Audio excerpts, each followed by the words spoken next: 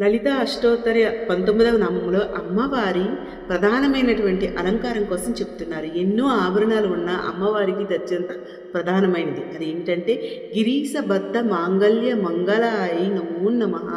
గిరీశుడు అంటే పరమేశ్వరుడు, సదాశివుడు. ఆ శంకరుడు కట్టినటువంటి మాంగళ్యముతో ప్రకాశిస్తున్న తల్లి అని మంగళసూత్రాన్ని, అమ్మ మంగళసూత్రాన్ని ధ్యానం చేస్తున్నారు. అమ్మవారి మాంగళ్యం నిండైన ఐదోతనానికి, శాశ్వత సౌభాగ్యానికి చిహ్నం.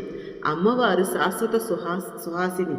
అమ్మవారు పెద్ద ముత్తైదువు. ఆ మంగళసూత్రంలో ఒక అమృతత్వం దాగి ఉంది. పరమేశ్వరుడు లోకరక్షణ కోసం గరళాన్ని మింగడానికి సిద్ధపడితే అమ్మవారు పర్వాలేదు మింగండి అని అందంట. లోకాన్ని రక్షించాలని ఆవిడికి కూడా ఎంతో తపన.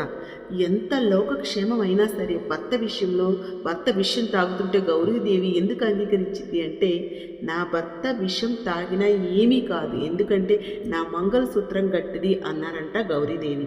ఆయన మృత్యుంజయుడు, అమ్మవారు పెద్ద ముత్తైదు. ఆ దివ్య దాంపత్యంలో ఉన్నటువంటి శాస్త్రతత్వం ఈ నామం ద్వారా మనకి జ్ఞప్తికి వస్తుంది. గిరీశబద్ధ మాంగళ్య మంగళాయ నమో నమః. శ్రీమాత్రే నమః.